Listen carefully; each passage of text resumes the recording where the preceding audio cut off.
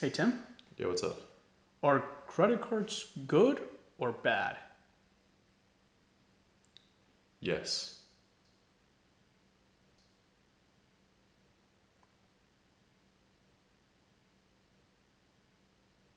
Wow, wow, wow. Welcome to the Tim and Eddie Show. You're Tim and I'm Eddie, and today we're going to be talking about credit cards while drinking White Claw. So, credit cards. Tim? Yeah, so credit cards are a tool, and I think what you're going to see is that they can both be really good and really bad, just depending on how you use them. So what we're going to try to talk about today is like the pros and the cons, as well as how to use them correctly. Eddie, take it away. Yeah, there are a lot of people seem to think that credit cards can be bad just from listening to certain people or reading certain books. But in fact, they can, like you said, they can be both good and bad. So the first pro of having a credit card, they are a free and great way to establish or build credit. Yeah. Right? As long as you're using your credit card correctly and you're actually paying off the balance in Right. full, you're never going to pay a cent in interest. And if that card doesn't have any fees, then it is really the only free way to establish and build credit. Right, so a few points there, just in terms of using it correctly. Could you explain it to people what that means? Absolutely. Essentially, what I mean is that whenever you do a purchase with your credit card, as long as you pay it off when the statement comes out, you will not pay a single cent in interest for the most part. Right. And as long as there aren't any fees, you technically don't pay any fees or interest Right. to establish credit. Right. That negative that may go along with that, Tim, is also credit cards can be an excellent way to destroy your credit. So can you tell me about that? Yeah, and for instance, if you have a maxed out credit card, it can have a real negative impact on your credit score for a long time. So side note, having a late payment on a credit card or having it maxed out or closing it out too quickly when it's one of your first lines of credit can have a negative effect on your credit score.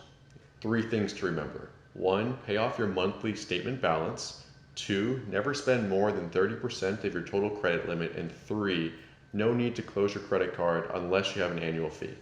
Absolutely. And fourth point, drink White Claw. White Claw tastes like diet sadness. Hey, I'm out of White Claw. Can you White Claw me? I'll White Claw you. The next set of pros and cons revolve around the potential rewards and fees of credit cards. Eddie, what are some of the potential rewards? If you're using a card correctly and you're not paying any interest whatsoever, many cards tend to have cashback or some other sort of points. Now, I'm not saying that you go out there and spend $3,000 you weren't going to spend anyway just to get some 1% cash back. But again, if you're using a credit card on things that you would normally buy anyway, it doesn't hurt to get 1 or 2% essentially discount. Sometimes it's helpful to put it to numbers to show what that means in dollars. And so 1 to 2% of say $1,500 a month is going to be 15 to 30 bucks a month. Absolutely, absolutely. The next sort of negative thing or con is that fees, possible interest, and tendency to spend more money. So can you go into that? Right. And so there's different types of fees. There's of course interest, and that's the one that everybody kind of knows about, but nobody really knows how it's calculated. And there's definitely a lot of calculators out there online that'll help you through it. But bottom line is that it can get very expensive. Credit card interest rates tend to be a lot higher than other products. Right. And not to mention possible annual fees on some credit cards. The other thing is that whenever you do have that sort of credit limit, it is easier to kind of go somewhere and say, you know what, I don't need this backpack right now, but let's put it on the credit card and I'll do payments. That can also get out of hand real quickly. Exactly, and it's a good way to hurt your budget if you're not disciplined with it. There's definitely people out there who treat credit cards like free money, and that's absolutely the wrong way to do it. Absolutely, absolutely. So overall, potential rewards as long as you're using the card correctly. You can completely avoid interest. Know what the fees, what the upfront fees are. A lot of credit cards don't have any fees, and be aware be aware of your own sort of spending habits so that you can make sure that you're not going out there and buying things you don't really need or weren't going to buy anyway. Right. So we have a couple more pros and cons here. So a credit card can actually be safer to use than a debit card. Now, a credit card is clearly, in my opinion, a way safer or better option than using cash. But when it comes to a debit card, a lot of people don't tend to realize a couple of things. With a debit card, it's usually linked up, or it is linked up to your checking account. If there's any sort of fraud, usually your bank will help you out and take care of it. But let's say it happens on the weekend, maybe you may not have access to all your funds for a little bit. In turn, with a credit card, it's a certain limit, right? So those aren't your funds. If there is some sort of fraudulent activity, hopefully you'll have a fallback of another credit card or debit card or cash. But once that fraud is detected and dealt with on your end, you can feel a little bit better about not having used up your own funds per se. Right, exactly. So it's a matter of it being your money versus not your money.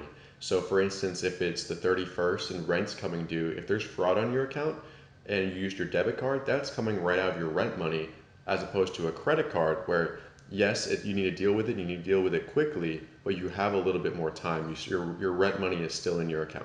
Right. So tell me about some of the next negative or con. Like we said, it's safer to use credit cards than debit cards when it comes to fraud, but the flip side of that is that you do have to be paying attention, because it's very easy to not look at your bank statements and not see the type of money that's coming out, and therefore fraud can go undetected for longer.